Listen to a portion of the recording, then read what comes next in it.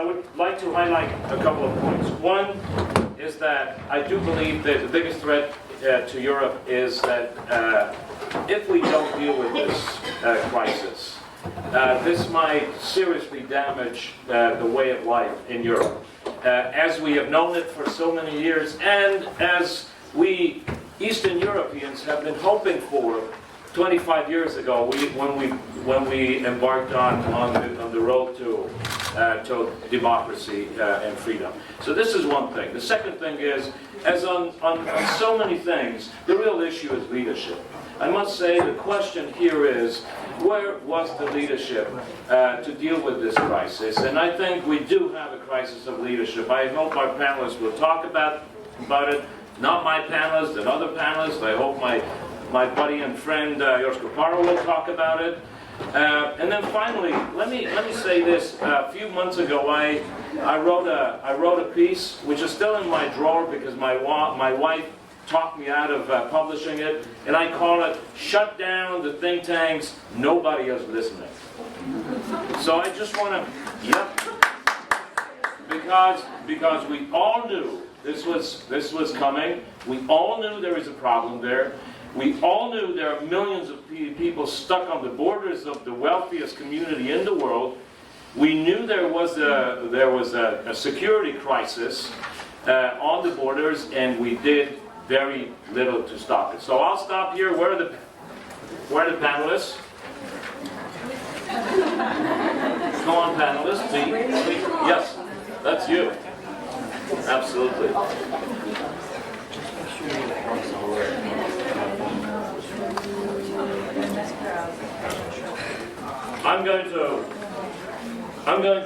Okay, so we have three great panelists. James PURCELL, Jr., Chairman of the Board, U.S. Association for International Migration. DORIS MEISSNER, former Commissioner, United States Immigration and Naturalization Service.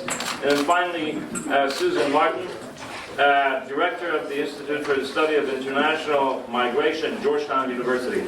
I'm going to ask them each to make an introduction of no more than 2 to 3 minutes. I'm going to be very strict because we're running out of time. And you have to decide.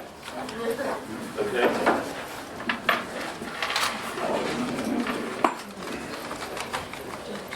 So, I'll stop here, and then let me start with you first. Sure. Thank you very much, and thank you for the invitation. Our panelists, taking a look backward, and I'm going to start at the interwar period between World War I and World War II, and then move a little bit into the 1950s. And I've chosen to... Remember, you have 3 minutes. I know, but apparently I can't be heard if the microphone myself be working. Could you tell us your name? Sure. Is this better for those in the back? Okay. My name is Susan Martin. I'm at Georgetown University. And what I was saying was that I'm going to be starting my remarks with talking about the displacement crises that took place in the 1930s and 40s, 1920s to 40s. And I chose that period first as a reminder that mass movements of people into and around Europe is nothing new, but also because it's the roots of the current refugee system and how we think about refugee crises. In the period after World War I, the new League of Nations was faced with massive movements of people. They occurred for multiple reasons, from the breakup of empires, ideological conflicts. We saw the hundreds of thousands of white Russians, as they were called then, move. Then the breakup, the end of the war between Greece and Turkey led to massive relocation. About 800,000 ethnic Greeks relocated from Turkey to Greece, and a large number in the other direction.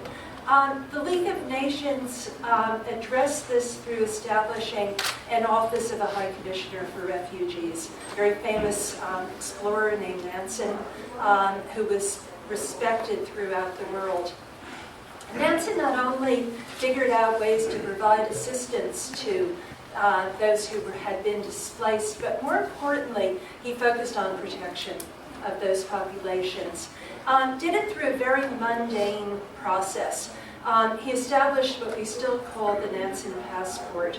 And it was important because he recognized that mobility for displaced persons would be the best route towards their ultimate solutions to their displacement. But in a new era in which passports were required and passports were issued by national governments, he recognized that there was a need for the international community to step in for people who had no government to protect them. This was really the beginning of the whole concept that the international community has a special responsibility for refugees because their own governments don't have responsibility. That system fell apart in the 1930s, and it was the failures of the 1930s that really led to what became the existing regime.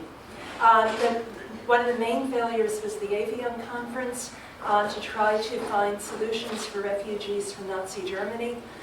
U.S. called it and announced at the start that we would make no changes in our own immigration policies and expected no other governments to make any changes in theirs. Became a complete failure.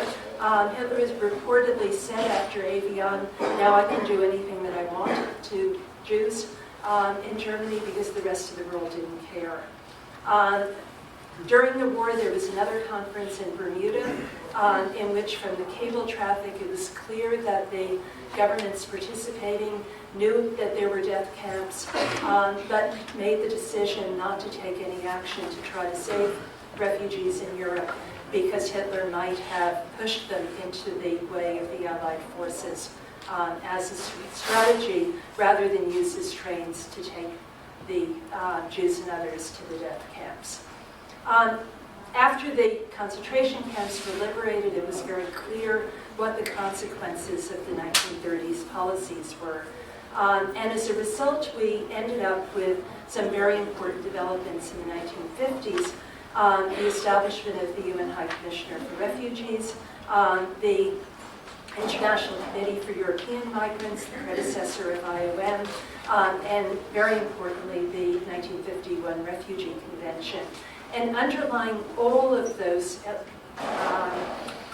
organizations and conventions was the concept of international solidarity. That when we don't, as an international community, work together to protect refugees, the consequences can be extremely tragic, as we saw, of course, during the Holocaust. And so really the origins of today's systems, when they work, are in that period. And I think we'll be hearing about some cases in which solidarity worked, and unfortunately we have too many examples in which it hasn't. So I'll conclude there. That's very cool. Thank you. Thank you for the strong statement. All right, Doris? Jim is first? Okay. I had the great honor to direct the U.S. refugee program in the State Department during most of the Indochina crisis. So I was asked to try to make some comparisons with that very successful crisis in terms of similarities or differences with what's happening today in Syria. I won't go into much detail. In 2 or 3 minutes would be impossible. I'll just say that this crisis is a model. Started with a region in turmoil. Bill Swain mentioned the second surge, I call it, 1978-79, where refugees were washing up on the shores of Southeast Asian countries. We really had not much of a capability to address those needs. But those early warning signals were blasting red. And what we had was a president, Jimmy Carter, who answered those signals. I was helping him prepare for his visit to the Geneva Boat People Conference. I gave him a recommendation to increase our resettlement levels to a pretty high level. He didn't accept that. He increased it himself. And what he gave us was a program that we could take to Geneva, work with our allies, other governments, and we came away from there at the beginning of this crisis with 260,000 resettlement slots, $190 million new dollars to add to this program, and political will amongst the governments of the world to take it seriously. And it started right from the beginning.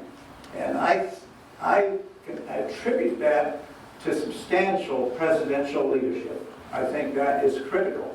To put migrants and refugees that are in serious emergency conditions right in the center of foreign policy decision making. I had transited over to the Republicans when Ronald Reagan came in, and his administration went even more. And I could give you example after example of how he personally intervened in refugee resettlement and relief issues.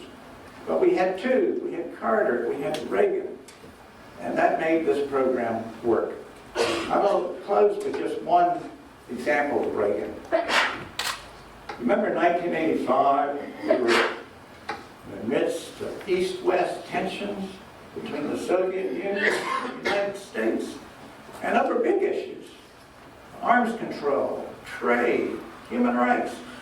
And you remember Reagan and Gorbachev met in 4 summits during that year. But part of the negotiation, they finally agreed that we'll agree sort of on arms control and on trade. But Gorbachev said, maybe if we cut back a little bit on this immigration, for that immigration, the issue there was the free immigration of Soviet Jews, which had been in prison for years. Reagan's attitude was no trading, boys. And I'm going to read here, if I can find a comment that my hero, George Shultz, made before one of these summit meetings.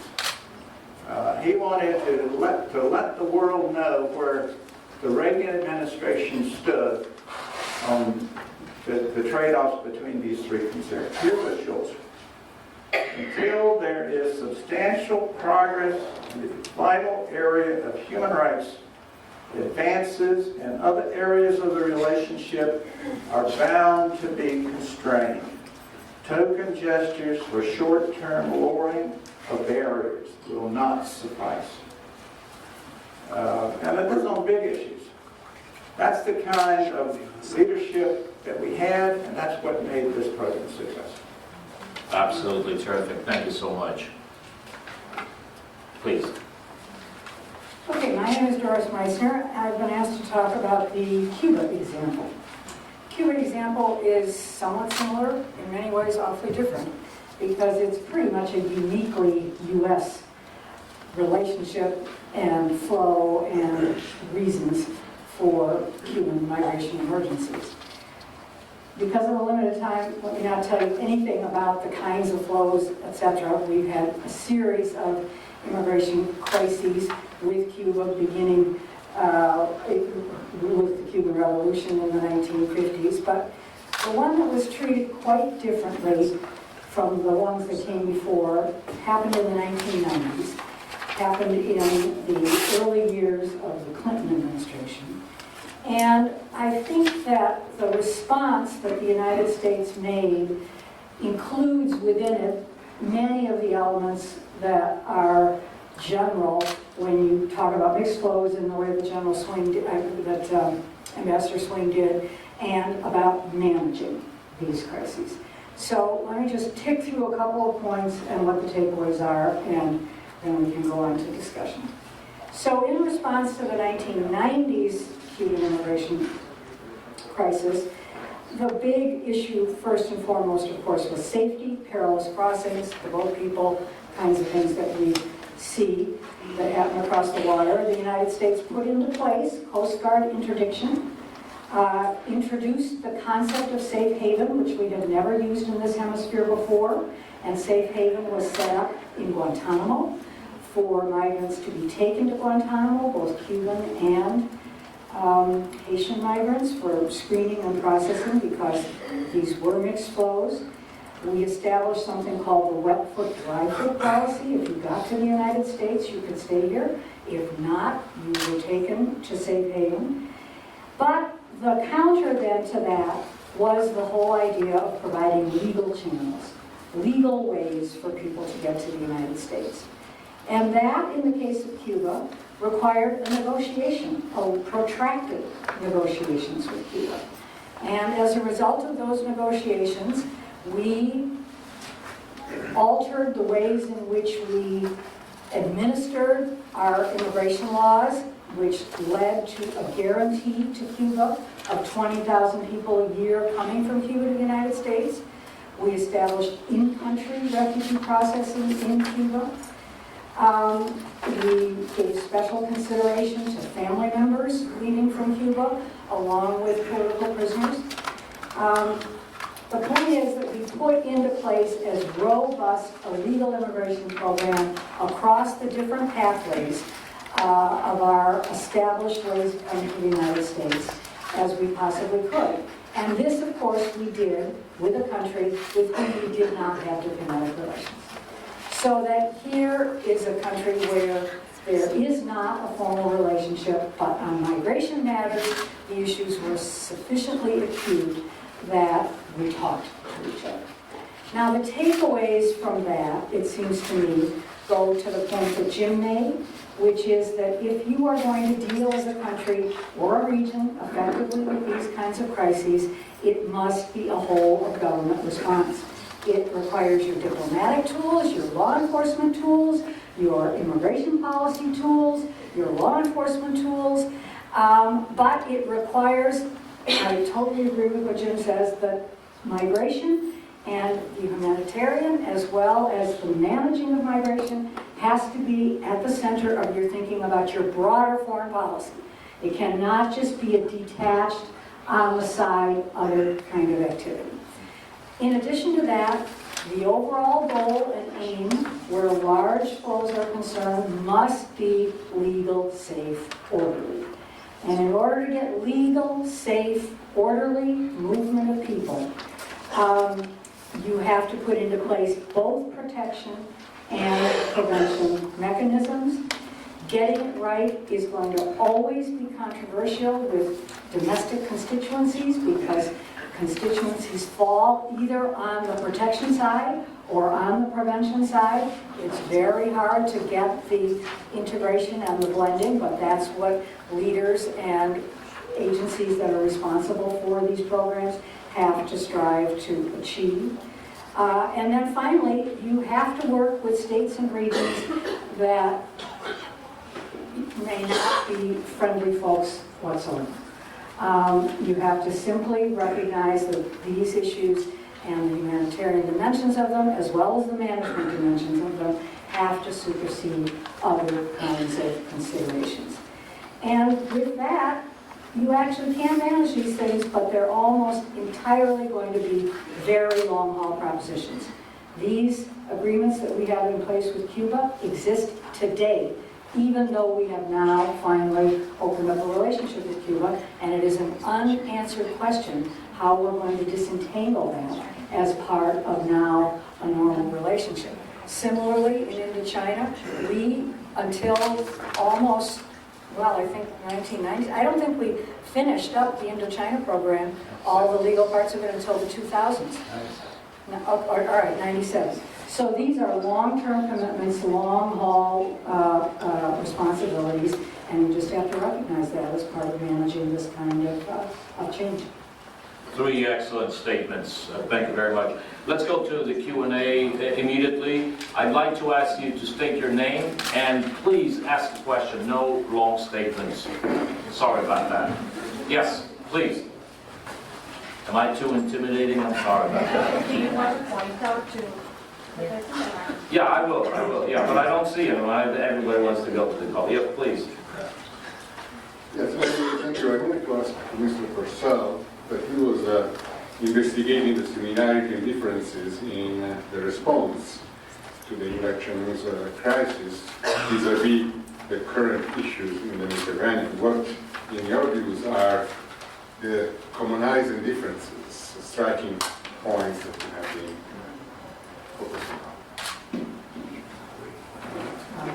Your mic works, I think. Well, look, I looked at 3 areas where I was going to contrast similarities and differences. One was safe asylum areas. We had it in Indochina. I drew a circle around part in Southeast Asia, a range of countries. The Southeast Asia program was born in that circle. It was addressed in that circle, and it was solved in that circle by the same governments, by those governments, with help for some friends. I think what you're seeing in Syria, or in the Syria, this crisis, I won't call it a crisis,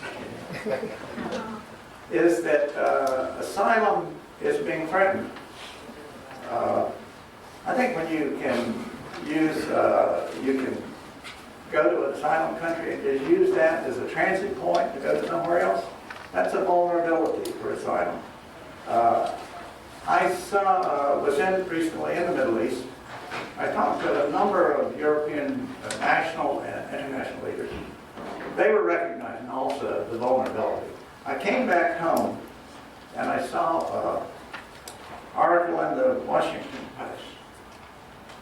Turkey will receive from the EU $3.2 billion in additional aid to improve conditions for the more than 2 million Syrian refugees in the country as part of that deal. Brussels expects immediate and substantial reduction in arrivals on the continent. Well, you know, this, I think, for the Europeans to say, let's bolster asylum in Turkey. Let's give some help to them. I think that's a very good move. I think that's needed in that crisis. But I think the asylum pattern there needs to be strengthened.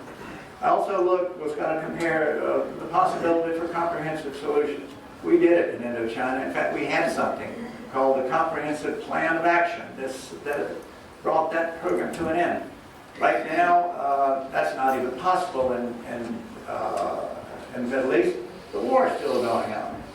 But I detected in my discussion with European leaders, they're thinking already ahead. And I think that's good. The third one I was going to look at was adequacy of funding. I will tell you, as the person responsible, that we had a lot of battles on money and whatnot, but we had adequate money for Southeast Asia.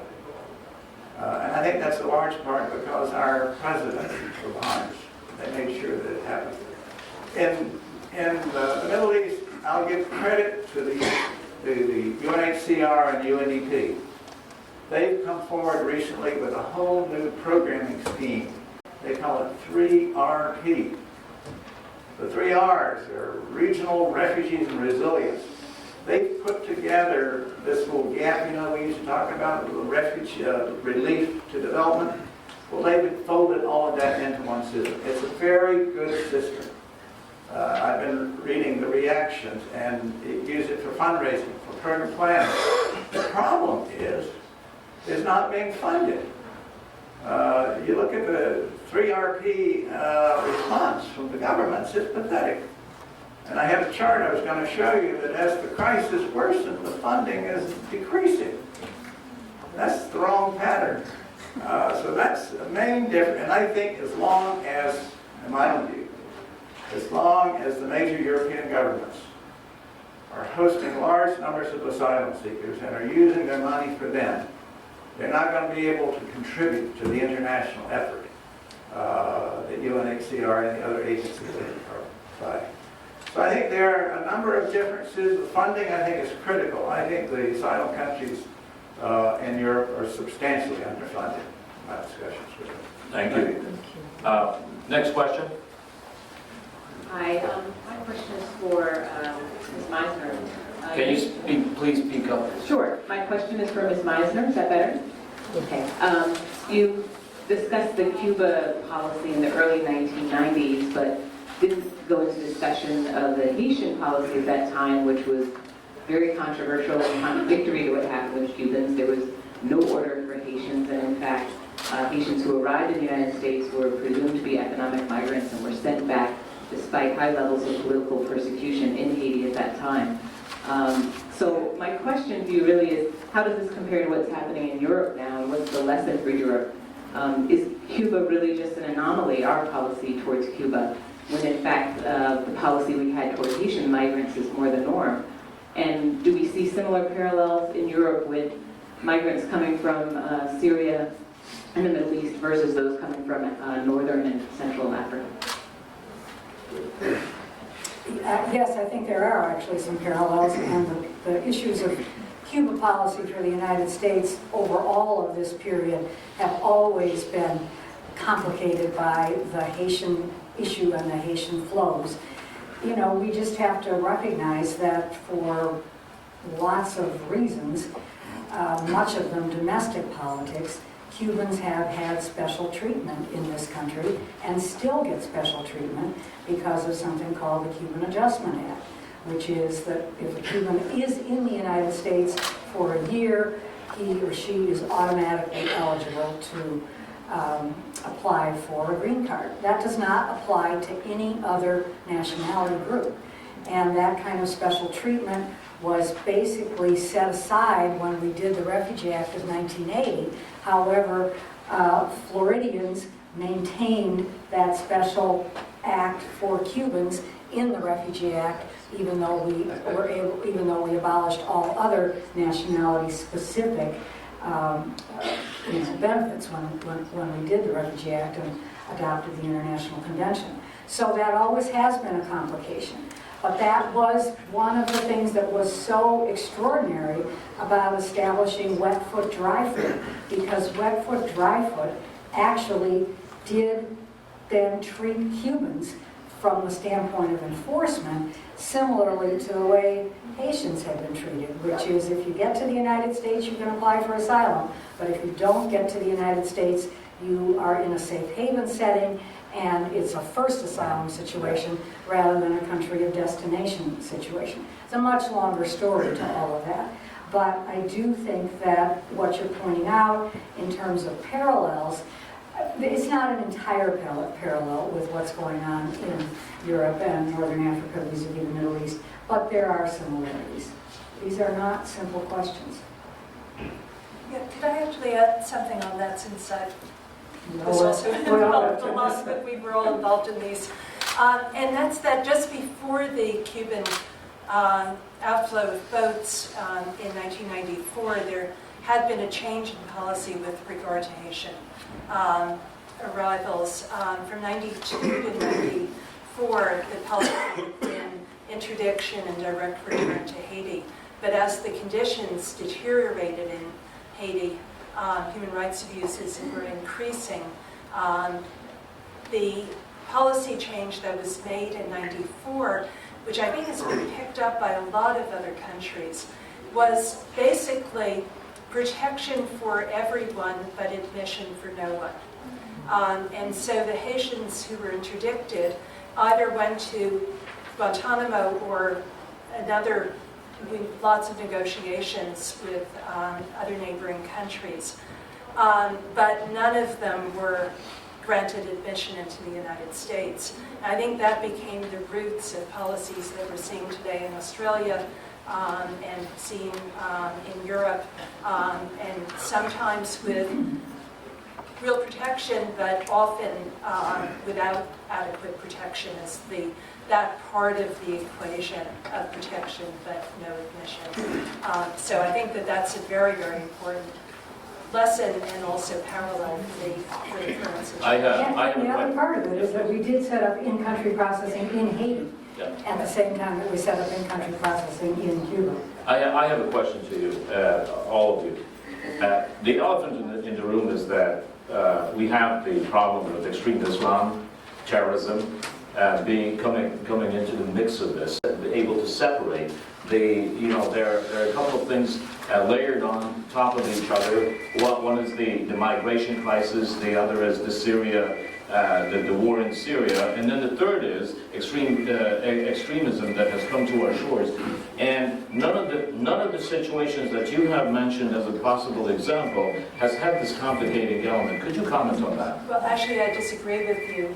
President Roosevelt, in justifying the U.S. policy in the 30s and the 40s of not admitting more refugees, specifically said that the refugees included extremists who were would be a fifth column and undermine the war effort of the United States. Referring to Jews? Yes.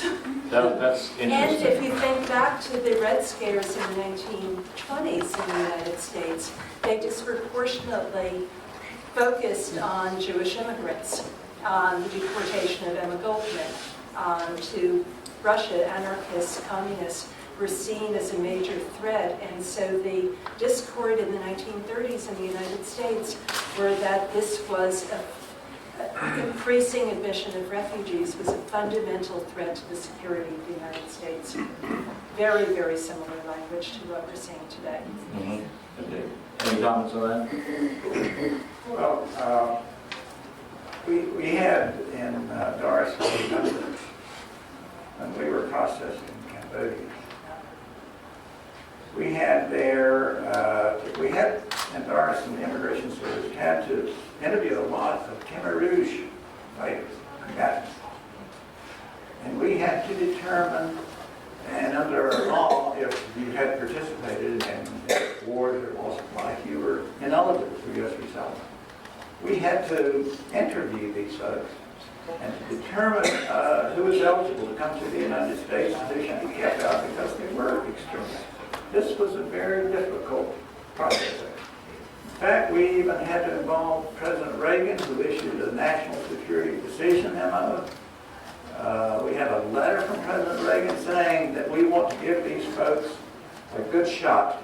We want to do it, and we did. In fact, we were able, I believe, Doris, I think you would agree, we were able to identify the bad element.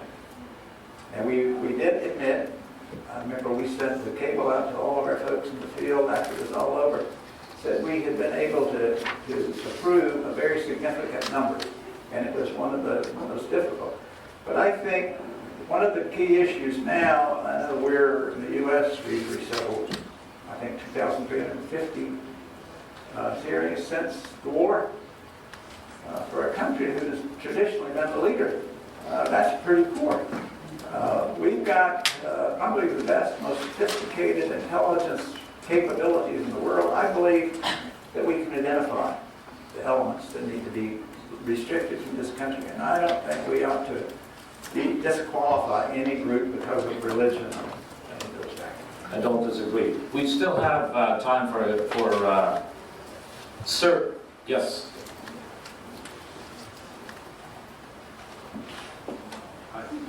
I'm based in Geneva, Rhode Island, and we hear a lot about the long gestation of long periods taking for people to leave refugee camps for resettlement. UNHCR says up to 17 years now is the average. What role does that play in the movement of migrants now? People just at a point now in history where they're not going to wait around for the governments to act. They just know how to get the means, the money, for want of a better word, the snumbers to take them to where they want to go. How does that factor into planning for the future? Let's take all the questions, and then we can conclude. Yeah. Yes. Well, I'm wondering how the... We can't see you.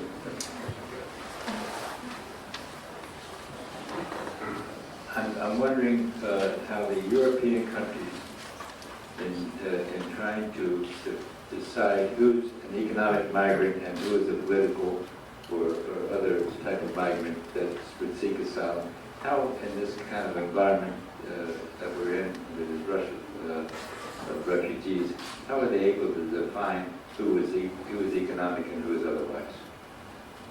Thank you. Is there any more questions? Yes.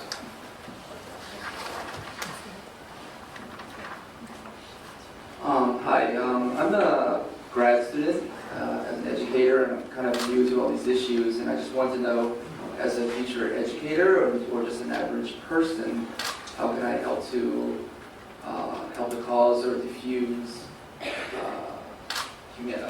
guess, racism and increase people's awareness in general. All right. Yes. Please. Hi. Good morning.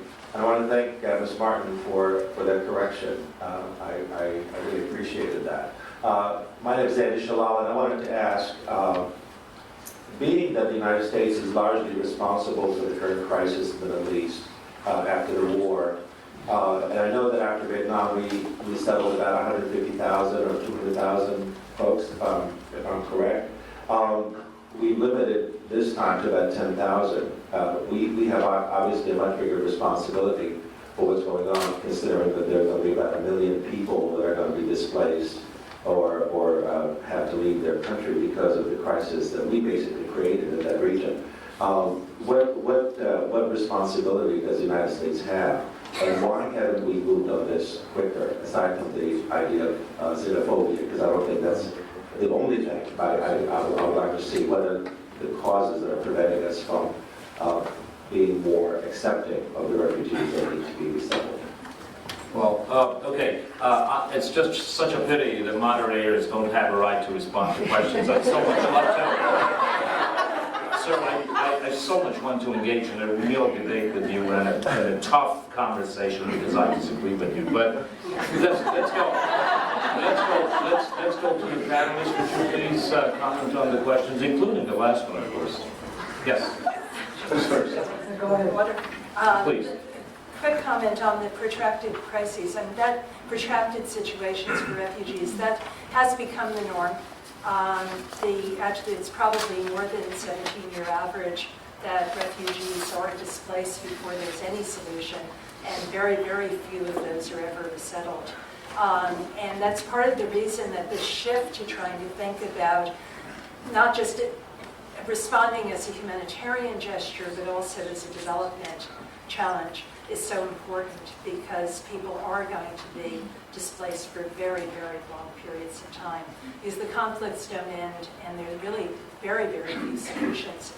There are usually about 100,000 resettlement slots per year for all of the refugees, and you can tell that that's a very, very small number of those that even UNHCR says are in need of resettlement, which is usually about 800,000 per year. In terms of figuring out who's an economic migrant, who's a refugee, we have very, very sophisticated asylum systems set up in almost every country. Either the country does it or UNHCR does it. But it's probably the trickiest decision. I teach students who then go on to become asylum officers, and they always tell me that it is the toughest decision that you have to make, and because there is so many factors that cause people to move, and so often people cannot articulate what it is that they actually fear. And so it's a tough challenge, but we do it every single day. And the numbers matter, but the process can take place in a very, very systematic way. Public awareness on that, I think educators do have a role to play. One of the reasons I speak out a lot about what we've done in the past and what the consequences were is that memories are too short. We really forget the tragedies that occur when we allow our fears to dominate rather than our reason and our knowledge and the evidence. And political leaders need to stick to the evidence, not as we're seeing today. And that's the main thing about the U.S. response. I think we could be doing a whole lot more. We have in the past. It's criminal that we're applying some of the restrictions even to people who are in danger because they worked for the U.S. government. The military have put our lives in danger. Some of the proposals that have been made would effectively bar their entry into the U.S. as much as anyone else is entry. We never let that happen in the past, and we really shouldn't allow it to occur again. Thank you. I won't repeat, I endorse everything Susan has said. I will just underscore the point that we should be doing more. We have tied ourselves in knots in an inability to do more with things that have happened since 9/11. Even as, and I agree with Jim here, we have the most well-developed systems for screening people and the far greater advantages in terms of our information, our data systems, our interconnectivity of data systems, and yet we're doing, we're not doing what we could. I don't accept the premise that this is a crisis that's been created by the U.S., but that is not the same as saying that we don't have a major national interest in being a much more active player here. We do, I believe, and until we see refugee resettlement as a critical element of a broad strategy and a broad foreign policy in the region, we won't be able to step up in ways that we have in the past. Jim? I was going to show in one of my charts that over the 20 years of the Indochina crisis, we brought 829,000 Indochinese to us. Nearly a million. That's 63% of all that were resettled. That was a great success, and it's used as a model all around the world how to do it. But it wouldn't have happened unless the U.S. had stepped forward. What kind of responsibility do we have now? I think 2,350, 10,000, I think it's put that for this country. We ought to be doing far more. The thing that disturbs me, though, is back in the day when I was there, we had in this country an advocacy network made up of NGOs. We had congressmen who were advocates, who were really on the job trying to press us to do more and more. In fact, when I sit back here now, I say, where are the advocates in this country now? Why aren't they speaking up? What's the network? We're so quiet. Where are the Steve Solarses of this world?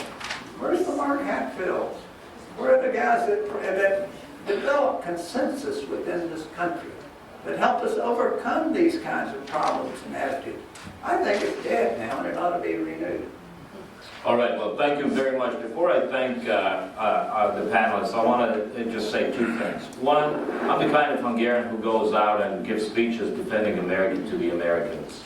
And the second thing I want to say, just to be on the safe side, I'm absolutely in favor of helping and assisting the refugees from Syria in Europe. So don't misunderstand me. Absolutely in favor.